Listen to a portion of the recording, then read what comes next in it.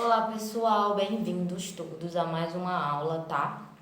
Hoje a gente vai estar fazendo a correção dos nossos dois exercícios e após essa correção vamos dando continuidade no nosso assunto. Show? E aí, gente, o nosso primeiro exercício é referente, né,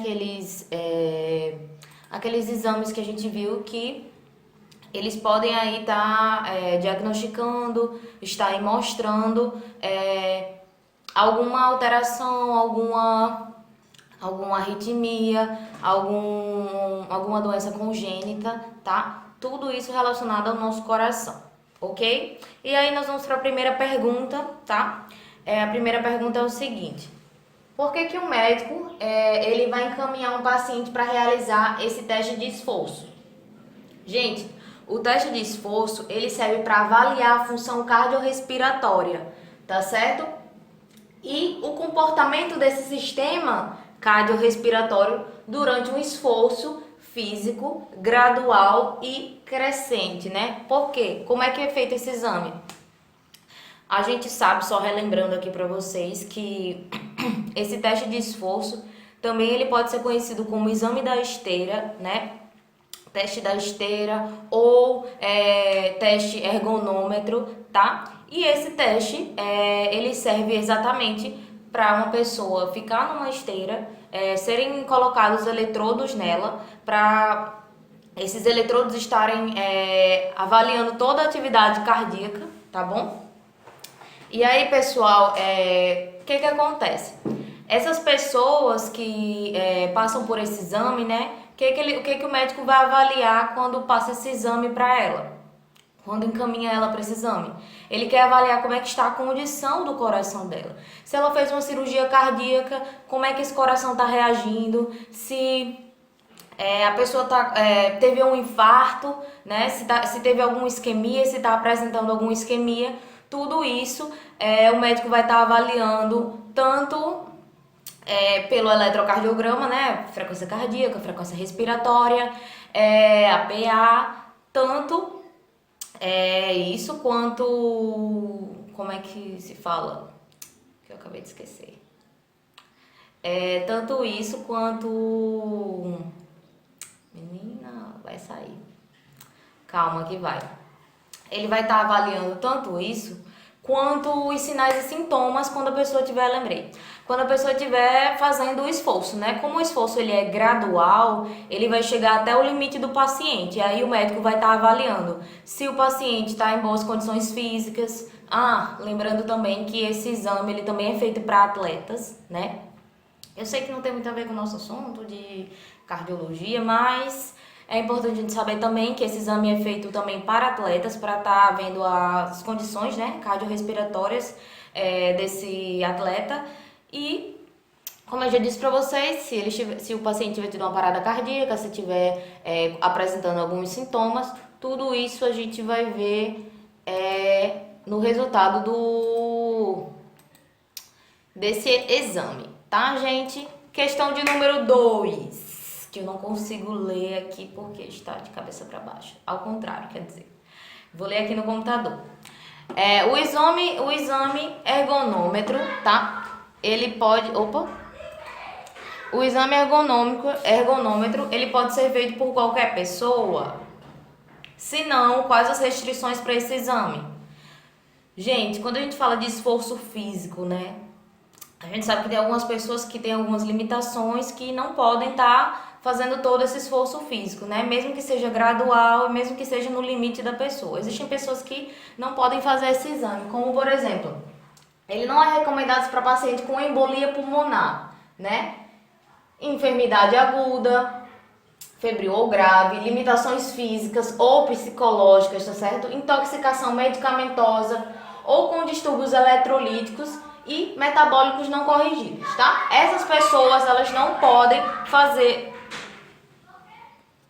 Então, né, gente, essas pessoas, elas não podem estar aí realizando esse exame. Também há situações em que há contraindicações relativas, tá certo? Por exemplo, em caso de insuficiências valvulares graves, taquiarritmias, bradiarritmias e arritmias ventriculares complexas, tá? Tudo isso a gente vai ver naquelas doenças, as predisposições, as doenças que o nosso sistema cardiovascular ele pode desenvolver, tá, gente? Essa foi a questão de número 2, nós vamos para a questão de número 3, tá? Que algumas pessoas até confundiram na outra aula, mas agora a gente vai esclarecer tudo, tá, gente? E aí ele pergunta assim, o que é o teste de Holter ou eletrocardiografia dinâmica, né, gente? Que a gente sabe que o teste de Holter também é conhecido como eletrocardiografia dinâmica, tá? E qual a sua finalidade? O objetivo do Holter é o seguinte, gente. Ele quer avaliar uma amostra do comportamento do nosso coração durante o ritmo normal de vida, né? O que acontece?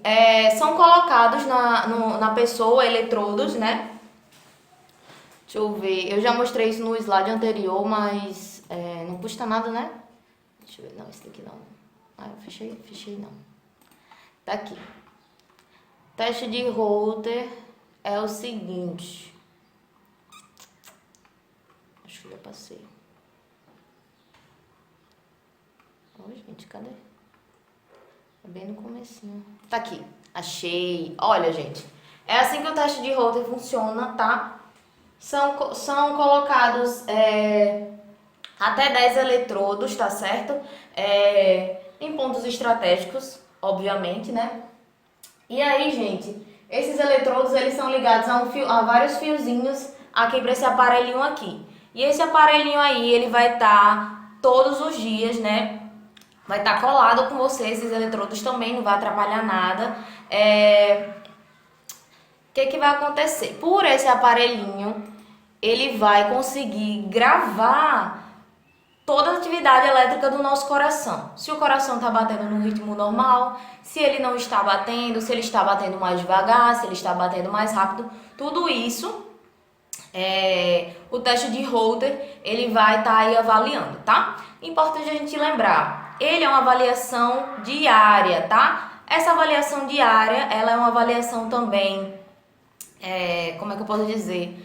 Ela é diária, ela é contínua, né? Você vai estar ali avaliando o seu coração, não fazendo um esforço, não fazendo um teste de esforço, não fazendo uma determinada situação. Ele vai avaliar o ritmo de vida normal da pessoa, certo? Por isso que ele é bem interessante, gente. Por quê? Porque aí a gente não, por exemplo, se a gente tiver uma situação que o seu coração bata mais rápido em determinado momento, ou bata mais devagar em um determinado momento, a gente não vai ter como descobrir as correlações entre as duas situações. Mas se a gente tiver com o eletrodo, a gente vai estar acompanhando esse ritmo. Questão de número 4. Questão de número 4, gente. Qual é a finalidade do estudo eletrofisiológico invasivo e quais são os cuidados no preparo e no pós desse exame? O que é que a gente tem que saber, gente? O estudo eletrofisiológico invasivo, ele foi desenvolvido para descobrir e estudar os defeitos no sistema elétrico do nosso coração, tá certo? Ele vai utilizar eletrodos, como na maioria dos exames, né? Para verificar, tá? E esses polígrafos computadorizados, eles vão ser colocados no interior da nossa cavidade torácica, tá? A nossa cavidade cardíaca, perdão. E aí vão ser guiados por um sofisticado equipamento de raio-x. E o que vai acontecer? Vai ser feita uma punção, né, nessa pessoa. E geralmente eles escolhem ou os vasos aqui na parte inguinal ou nessa parte aqui também, tá bom? E aí quais são os cuidados nesse preparo? O que é que o paciente ele não pode fazer, gente? Os cuidados são, alguns remédios devem ser suspensos antes do procedimento, recomenda-se um jejum de 6 horas, o preparo consta na depilação, né, das regiões inguinais ou torácicas, né, dependendo de onde for feito o exame, tá bom? Torácicas, o exame pré-operatório básico de sangue, o eletrocardiograma também, e vão ser instalados soros para administrar medicações endovenosas, tá? Assim como a anestesia também. Quais são os cuidados porque é usado anestesia local, certo, gente? Quais são os cuidados no pós desse exame? O paciente ele deve permanecer em repouso absoluto, né? Com a perna imobilizada por 4 a 6 horas, se esse exame tiver sido feito na região inguinal, tá? A pressão sanguínea, o pulso e o local dos curativos são examinados atentamente por nós da enfermagem, tá? Orienta-se que a região deve ser lavada com água e sabão, mantendo-se sempre limpa e seca. Lembrando que não é necessário ficar fazendo curativo, tá? A gente faz um curativo compressivo quando acaba o procedimento. Depois que acaba o procedimento, o que vai acontecer? Esse paciente vai ficar assim 4 ou 6 horas lá deitado, sem mexer muito, imóvel, né, de preferência, das pernas, se tiver sido a região inguinal. E aí, gente, esse paciente, ele vai aí ter o curativo compressivo no local, mas depois que ele for liberado, ele não vai ter a necessidade de estar fazendo esse curativo em casa, tá certo? E é isto, e vamos para outra questão. O que é tomografia computadorizada? Gente, a gente viu na outra aula. A tomografia computadorizada é tipo um raio-x, tá? Que esse raio-x, ele vai enxergar num grau de 360, tá? E ele vai gerar umas imagens fatiadas, que aí, dessa forma, a gente vai poder analisar esse órgão de qualquer ângulo, tá? A parte ruim da tomografia computadorizada, como a gente já mencionou, né, aqui algumas vezes, a pessoa tem que tomar um contraste e esse contraste geralmente causa alergia, tá, gente? Esse contraste geralmente ele é altamente alérgico. Quais as principais contraindicações da ressonância magnética, pessoal? Alguns portadores de marca-passos, catéteres e outros dispositivos implantáveis não devem fazer o exame. Essas pessoas que têm esses dispositivos implantáveis, elas não podem fazer o exame, tá certo? Além também do que pessoas claustrofóbicas, né, gente? Pessoas que têm medo de ficar em locais apertados, locais fechados, e a gente sabe que na ressonância a gente vai para dentro daquela maquinazinha, né? E a gente fica lá por uns 20, 30 minutos, e isso pode ser um desespero para as pessoas claustrofóbicas. Por isso que geralmente essas pessoas elas não fazem esse exame, tá? Ou algumas pessoas que sofram de doenças que elas não consigam parar de se movimentar, né? Uma pessoa com Parkinson, uma pessoa talvez que possa ter uma epilepsia, certo? Então são pessoas que não conseguem ficar muito tempo imóveis. E a importância desse exame é que você não se mexa, tá? Porque se você mexer 1 milímetro sequer, o exame vai estar aí todo comprometido, tá certo, gente? Então é bom a gente também orientar ao nosso paciente. Show! Terminamos aqui este exercício, tá? Vamos para o outro, tá bom? Peguei aqui o exercício da nossa colega, que ela me mandou aqui tão bonitinho que eu achei melhor enviar aqui por ele. Nossa colega Arisângela, tá, gente? Show, Arisângela. Vamos lá. Quais são os tipos de insuficiência cardíaca, gente? Lembrando que a gente tem 2 tipos de insuficiência cardíaca, né? Que a gente falou na nossa outra aula. Não vamos esquecer.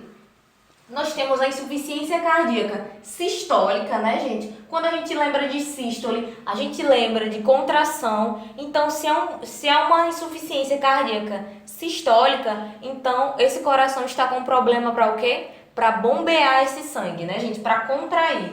E aí, ela também pode ser chamada de insuficiência cardíaca por ejeção reduzida. Por quê? Como ela não consegue, como o coração não consegue contrair corretamente, ele não vai ejetar a quantidade de sangue correto para o nosso corpo, né? Para as nossas necessidades. E aí, gente, nesse caso, o coração ele não vai conseguir bombear o sangue, tá certo? Para fora das nossas cavidades corretamente. E aí, tem a denominação de fração ejeção reduzida, tá? O coração ele vai contrair menos e de uma forma mais fraca, podendo também causar um acúmulo de sangue retido nesse coração, né? Que aí a gente sabe que esse sangue não fica só no nosso coração, ele pode estar aí se expandindo para outros órgãos, como por exemplo os pulmões, né? E aí a gente tem um quadro clínico chamado edema agudo de pulmão, tá? Que é uma das causas do edema agudo de pulmão pode ser a insuficiência cardíaca. Show, gente? E aí a gente já falou da insuficiência cardíaca sistólica e aí a gente fala da insuficiência cardíaca diastólica.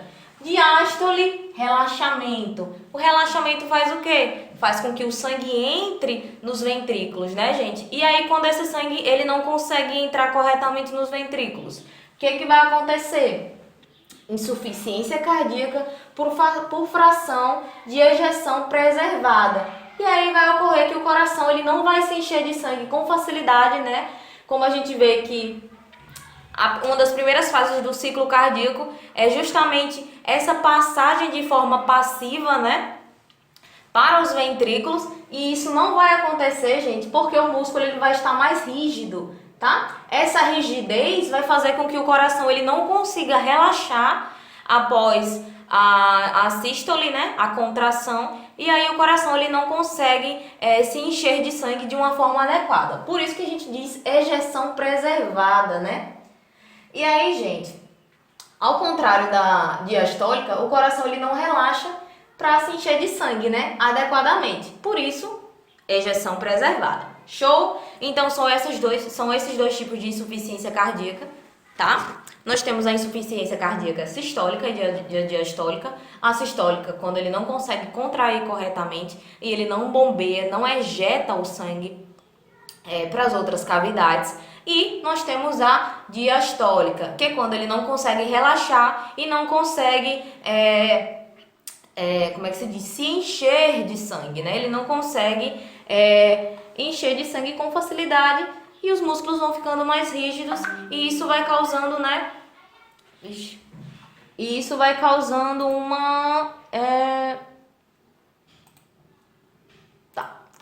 das causas é o edema agudo do pulmão, né? Pronto, já falei. Vamos para a terceira questão. Quais os sintomas da insuficiência cardíaca congestiva, gente? Os sintomas da insuficiência cardíaca congestiva são cansaço, falta de oxigênio, falta de ar, tá certo? Principalmente nos idosos. Isso é um parêntese, porque o principal sintoma nos idosos são essa falta de ar, tá certo? Além do acúmulo, né? A gente tem um acúmulo de sangue também em outros órgãos, como os pulmões, e isso pode causar o edema agudo de pulmão, como eu já disse pra vocês. E, gente, é isso. A insuficiência cardíaca é quando, o nome mesmo já diz, o nosso coração ele não está funcionando de uma forma eficiente, ele é insuficiente, né, para estar aí transportando e enviando sangue para o resto do nosso corpo. Show? Vamos para a questão de número 4. Cite pelo menos 2 tipos de mecanismo de compensação da insuficiência cardíaca congestiva, tá? Vou explicar. Nós temos vários, né? Deixa eu ver aqui no outro slide se eu posso dizer todos para vocês. Insuficiência cardíaca. Não tá aqui não. É do outro slide. Mas vamos lá. Nós sabemos que nós temos resposta hormonal, nós temos uma resposta renal, nós temos uma resposta do tamanho do coração, tá? O coração ele vai aumentar as cavidades para conseguir estar aí enviando e bombeando a quantidade correta, né, adequada.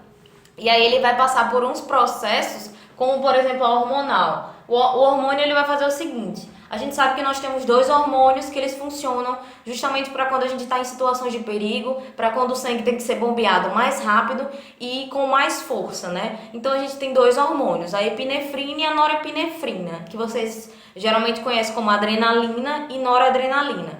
Esses hormônios eles são liberados para a gente para quando a gente precisa fugir de alguma situação, como por exemplo fugir de um assalto, como fugir de uma situação de perigo. E aí esses hormônios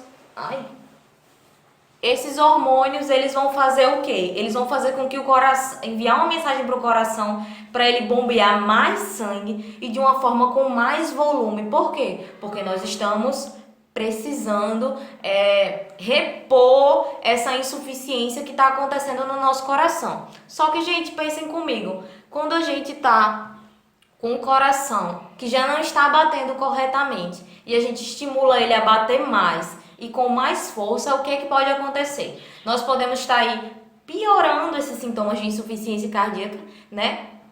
E nós podemos também estar danificando ainda mais esse coração que ele já está aí cansado de todo esse esforço que ele está fazendo, né? Para estar bombeando para os nossos tecidos, tá? Nós temos a resposta hormonal, nós temos também a resposta renal, tá? O que a resposta renal faz?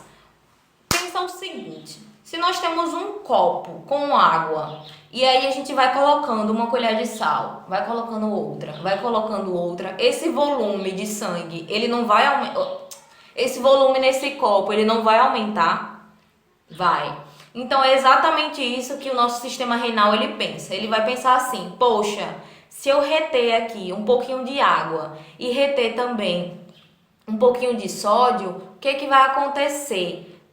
O volume sanguíneo ele vai aumentar e aí o coração ele vai poder estar bombeando de uma forma normal para todos os órgãos. Por quê? Porque o volume sanguíneo vai estar adequado, né? Só que, gente, a gente sabe que se a gente reter alguns líquidos, o que é que pode acontecer? Esses líquidos podem estar aí também do mesmo jeito do edema agudo pulmonar. Esses líquidos podem ficar nos tecidos, podem ficar nas partes intersticiais e aí essa pessoa tá aí, como é que se diz? Fica toda inchada, né? Ela retém líquido. Essas pessoas, elas também não vão poder ter uma volemia muito grande. Então, se elas forem hospitalizadas, se elas forem para hospitais, se elas forem para algum local, elas vão ter que ter todo um cuidado para não ser aumentada essa volemia, né? Que já está maior do que o normal, justamente para compensar o nosso coração não estar com esse fluxo normal. Show? E aí, gente, nós temos também o aumento do coração, né? Não tá aqui, mas eu vou dizer para vocês que é uma resposta, digamos assim, automática, né? Do nosso coração. Vamos pensar o seguinte: eu tenho um coração que ele é pequenininho e ele está tendo dificuldade para bombear sangue. E aí, o que é que eu faço? Eu vou espessar as paredes do meu coração, porque se eu aumentar as cavidades, consequentemente, vai aumentar o fluxo sanguíneo, certo? É isso mesmo, vai mesmo. O coração ele vai bombear mais sangue, ele vai estar ali estimulando, só que tem um porém.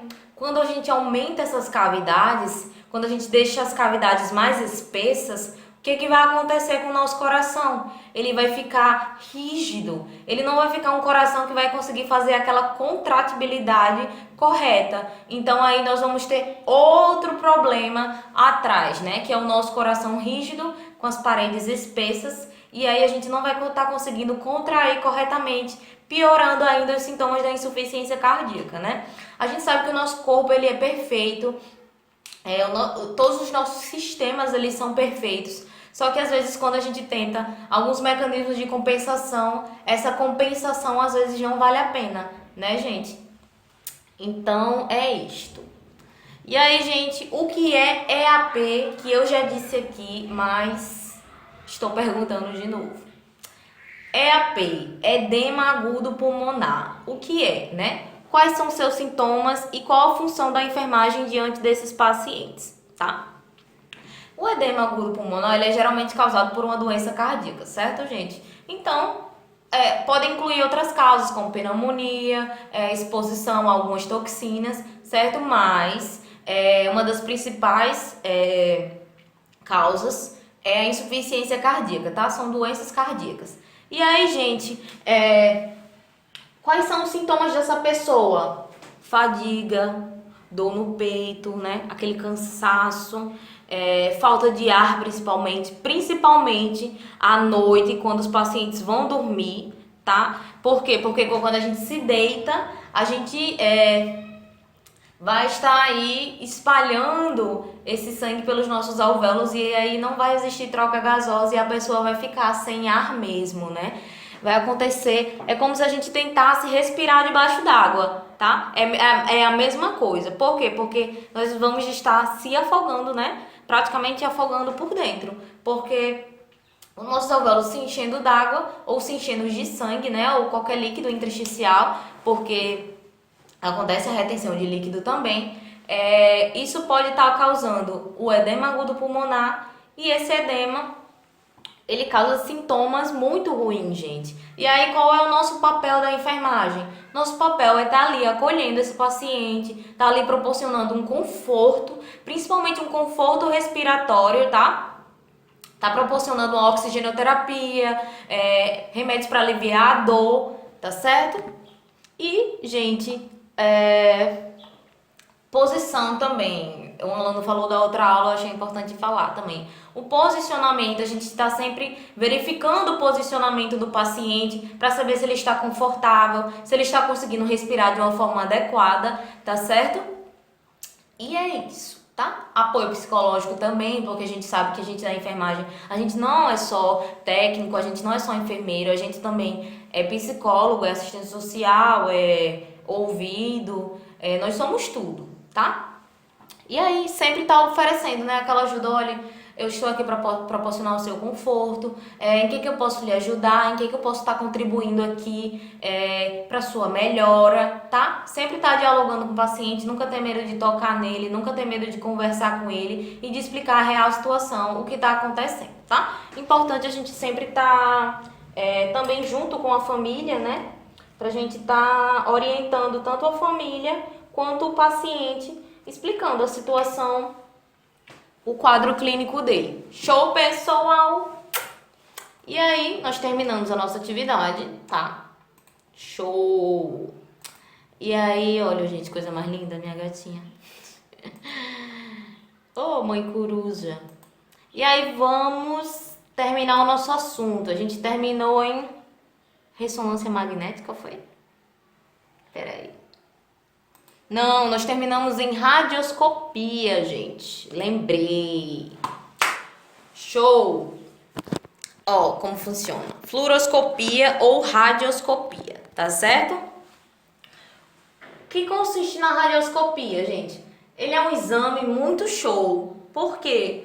Porque ele é um exame que fornece imagens em movimento em tempo real no interior do nosso corpo, tá? A partir da emissão de raio-x. Olha como é. Tá vendo? Essa máquina ela vai ser posicionada aonde o exame quer ser realizado, né? Onde ele deve ser feito. Por exemplo, cirurgia cardíaca. Não. Exames que querem ver relacionados ao coração. Ele vai ser posicionado aqui, ó, no tórax do paciente, né? Desculpa, gente. E aí, como é que vai funcionar esse exame, gente? A fluoroscopia é como se fosse um filme de raio-x. Por quê? A diferença dele dos outros raios-x é que simplesmente a gente consegue ver imagens, vídeos, né? Vídeos, imagens reais do nosso corpo em movimento, certo? De tudo que está acontecendo. Por exemplo, as imagens geradas pelo aparelho, elas podem ser gravadas em alta qualidade, tá? E serem revistas posteriormente. Isso é muito interessante, né? Porque se você faz esse exame e leva para algum médico avaliar, ele vai ver tudo em movimento. Não vai ser aquela imagem parada que você tem que pensar, será que foi isso, será que foi aquilo? Não. Aqui vai estar tudo em alta qualidade e você vai poder ver, tá? Posteriormente. Ela também pode ser utilizada nos exames de cateterismo, né? Como a gente viu, né? Esse daqui. Cadê? A gente até teve muita dúvida, vocês lembram, gente? Esse daqui. O estudo eletrofisiológico, vocês lembram? Pronto. É a mesma coisa. Eles vão poder usar o cateterismo, ele vai ser usado também nesse cateterismo, tá? Ele vai permitir ver o contraste injetado, tá? Circulante nos vasos sanguíneos e eventuais obstrução deles durante a angiografia, tá? Angiografia a gente vai ver também hoje. E aí, quais são os riscos, gente, para esse exame aqui? Deixa eu apagar aqui a luz que dá para ver melhor. Pronto. Gente, ele é um exame de raio-x, né? Então, ele vai apresentar os mesmos riscos de uma pessoa que passa por um exame de raio-x, são duas causas, né? A gente pode ter uma radiação que pode estar causando lesão na nossa pele, nos nossos tecidos, tá? Só subjacentes mesmo, ele vai queimar. E tem a possibilidade, pequena, mas é uma possibilidade, tá? Da gente estar desenvolvendo um câncer induzido pela radiação, tá? Mas isso é uma coisa que relativa. Por exemplo, se pessoas tiverem mais predisposições para o câncer, né? Essas pessoas que tiveram contato com um raio-x ou contato com algum desses tipos de exame, elas correm mais risco do que pessoas que não têm predisposições, certo? Então, é basicamente isso. E aí nós vamos falar agora de ecocardiograma, tá? Vou falar uma coisa pra vocês não vão esquecer mais o que é ecocardiograma, tá? Alguém já foi mãe aqui, eu já fui pai, né? Ainda é, Deus queira. E aí, gente, as pessoas que já foram mamães e papais e ainda são, o que acontece? Vocês já foram lá, né, na consulta do pré-natal e vocês auscultaram os batimentos cardíacos do seu bebê, certo? Como? Pelo ultrassom. O que o ultrassom faz? Ele envia sinais sonoros e aí os sinais, essas ondas sonoras, elas batem no órgão e aí vão emitir imagens, né? A gente só vai escutar, no caso no ultrassom, né? Mas no ecocardiograma a gente vai visualizar, certo, gente? Então é como se os mesmos princípios do ultrassom, só que essas ondas sonoras eles vão estar emitidas aqui na região do nosso coração, tá certo? E aí a gente vai poder fazer as imagens dos órgãos e dos tecidos, tá bom? No caso desse ecocardiograma, a nossa área de interesse é o coração mesmo, né? E aí ele vai avaliar as estruturas, as válvulas, como é que tá funcionando o nosso coração através dessas ondas sonoras, tá certo? E esse exame para que serve, gente? Para que serve o ecocardiograma? Esse ecocardiograma, ele vai poder observar se o coração está batendo normalmente, se o fluxo está adequado, se ele consegue identificar problemas anatômicos, espessamento das paredes, tá? Defeitos das válvulas cardíacas. Ele é um exame muito útil para verificar sinais de insuficiência, tá certo? Pericardiopatia de aorta e possíveis danos causados pela hipertensão, por exemplo, tá? A gente sabe que a hipertensão, ela vai tendo efeitos ao longo, né, do tempo, ao longo da nossa vida, tá? Quanto mais velhos, mais os efeitos eles vão sendo aí mais agravantes, né? Vamos lá. Quais são as doenças que são detectadas, tá, no ecocardiograma? Insuficiência cardíaca, doenças das válvulas cardíacas, né, mais conhecidas também como sopro, tá? Nós temos as doenças congênitas, doenças do pericárdio, aorta dilatada, tumores cardíacos, crescimento das cavidades atriais e ventriculares. Lembra que eu falei para vocês que é uma das respostas do nosso corpo, tá? Para a insuficiência cardíaca, é esse crescimento das cavidades. Presença de coágulos dentro do coração a gente também consegue observar. Show? E aí, gente, como é que funciona esse exame? Eu basicamente já disse, né, como funciona. É um aparelho, é como se fosse um aparelho de ultrassom, são os mesmos, como é que eu posso dizer? As mesmas diretrizes, né? O propósito dele é captar essas imagens em ondas sonoras e captar, né, essas ondas sonoras que vão ser emitidas e aí vão ser batidas no órgão e aí a gente consegue visualizar essas imagens, tá?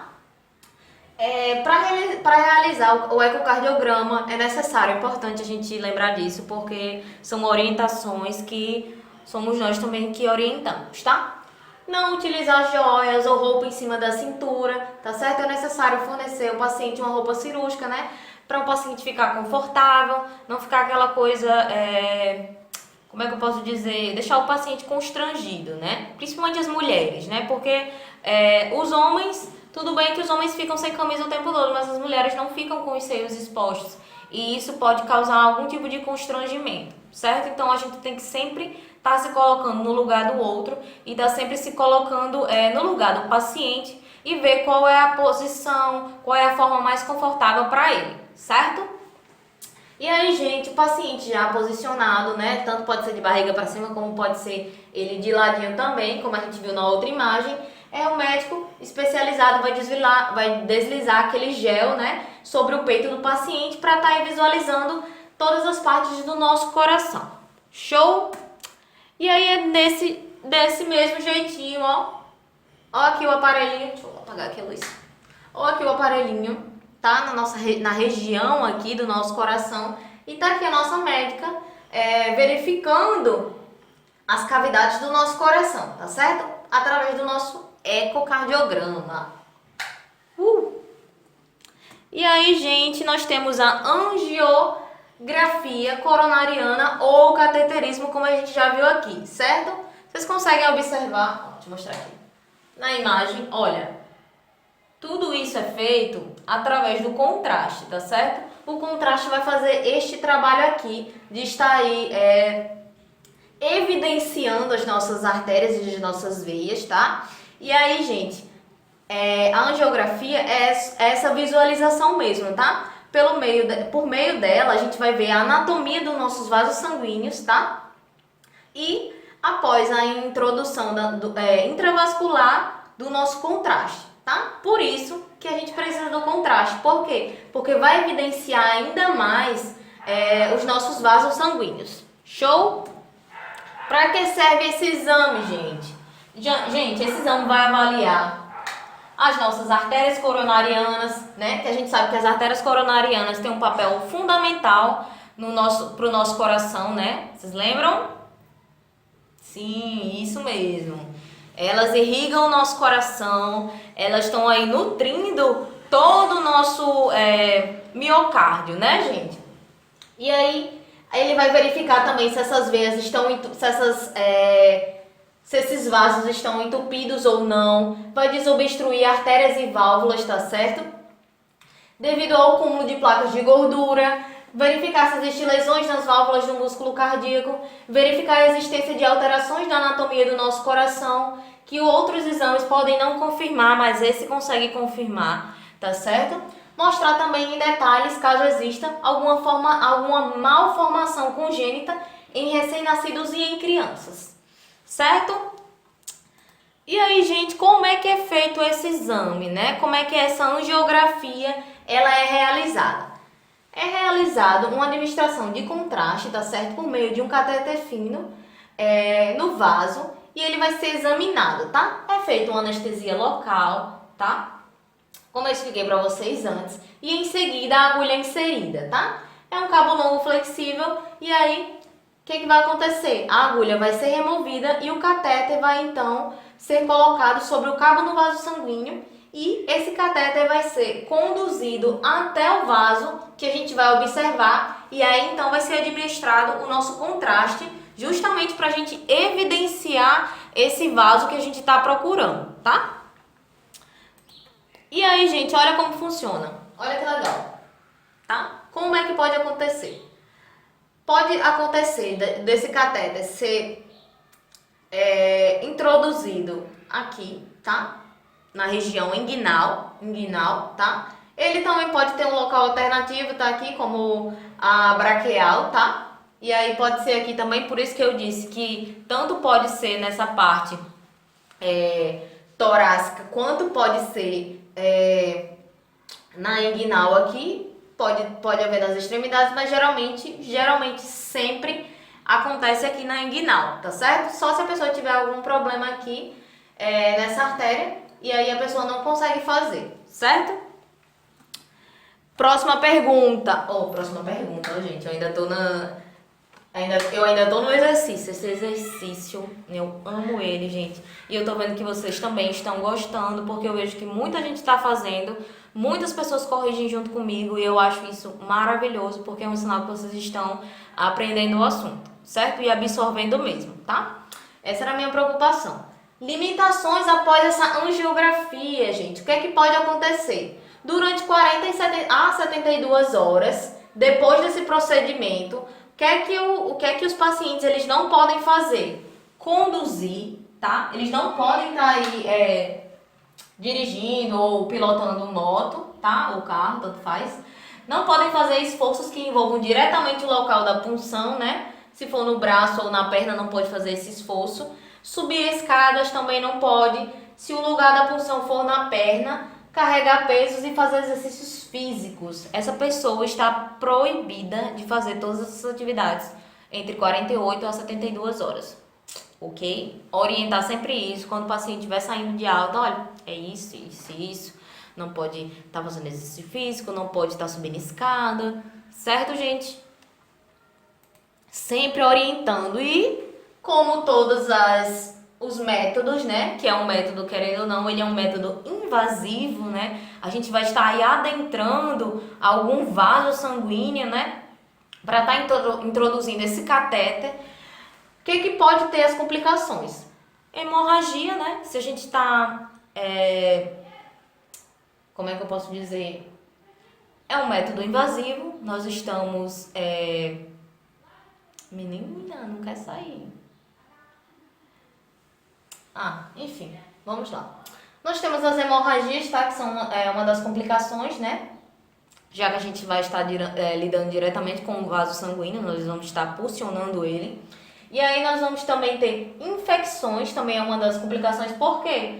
Porque a gente vai introduzir um catéter nesse vaso sanguíneo, né, gente? Então, é um meio externo para um meio interno, né? A gente vai estar quebrando aí a nossa primeira barreira de proteção, que é a nossa pele, né? E aí, o que pode acontecer também? Danos aos vasos sanguíneos, tá? Isso é uma complicação rara, por quê? Porque todo esse procedimento é feito de uma forma muito cautelosa e com muito cuidado, tá? Justamente porque pode causar hemorragias e infecções, então tudo é de uma forma extremamente cuidadosa, tá? Por isso que quando a gente for retirar, a gente tem que sempre retirar e fazer a compressão, retirando e fazendo a compressão, retirando e fazendo a compressão, pra justamente evitar essas hemorragias e também evitar algum dano, tá? Nesse vaso, tá? Reações alérgicas ao contraste, né? Que todas as pessoas que fazem esse procedimento podem apresentar algum quadro alérgico, certo? Ataque cardíaco ou derrame, caso o catéter remova um coágulo de sangue ou depósito de colesterol na artéria e esta alcançar o coração, pulmão ou cérebro, gente. Isso daqui é uma complicação séria, tá, gente? E ela acontece mesmo.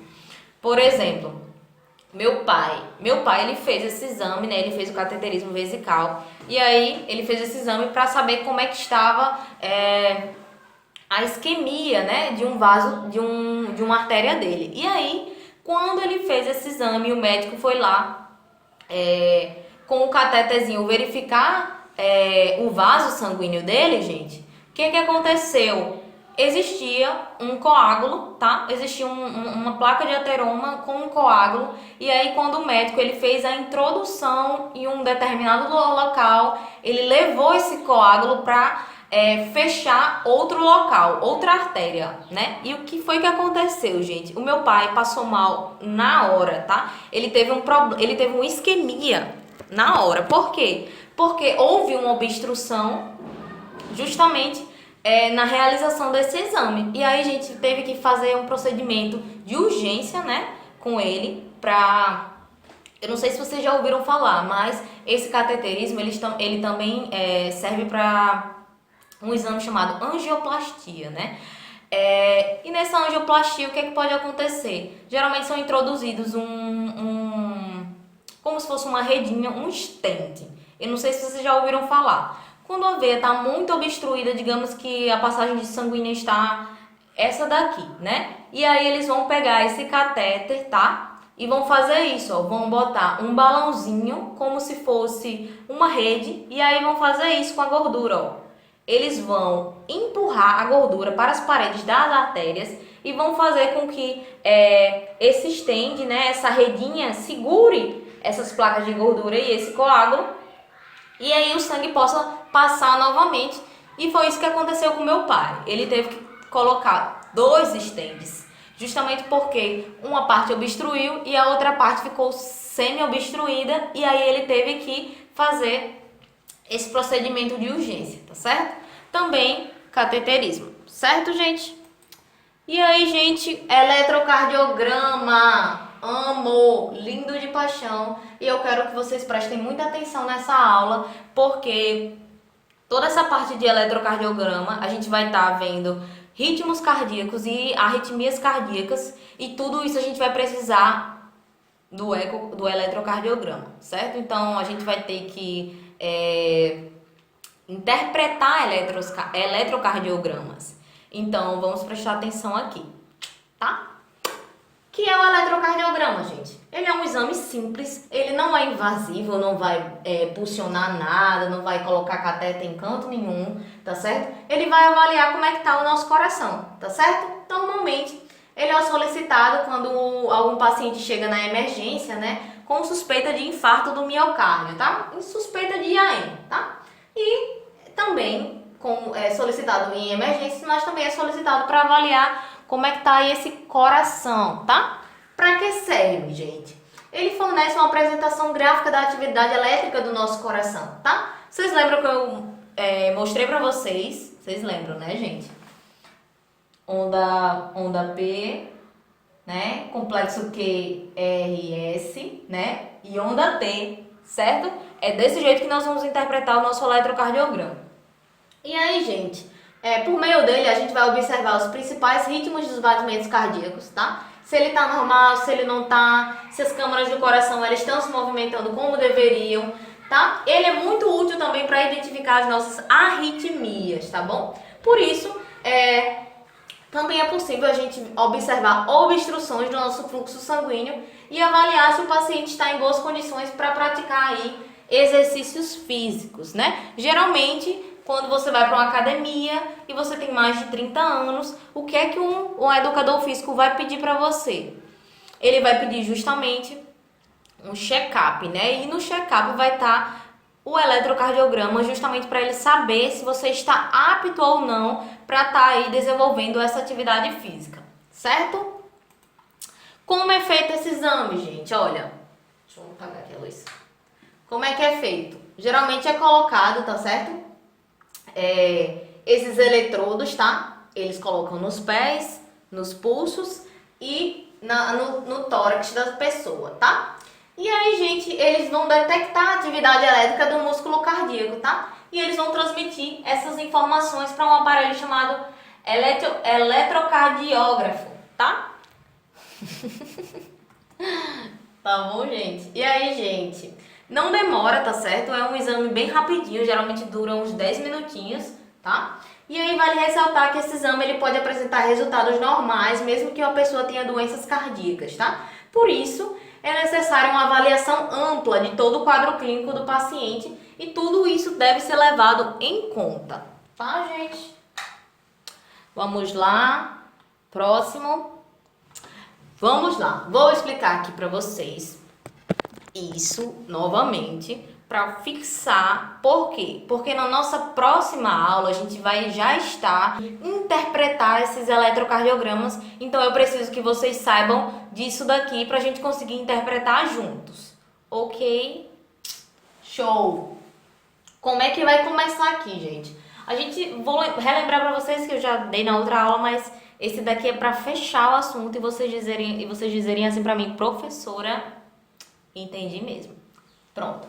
Nós temos aqui o início da despolarização, que nós podemos observar que ele é esse tracinho aqui, tá certo?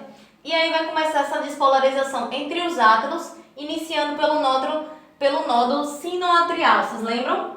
O primeiro que vai ser estimulado pelo impulso vai ser o nó sinoatrial, tá certo? Ou o nó sinusal. Ele vai aqui estar sendo despolarizado, tá? E o que é que vai acontecer? Vai acontecer a ativação dos átrios, tá? Que eles vão estar o quê?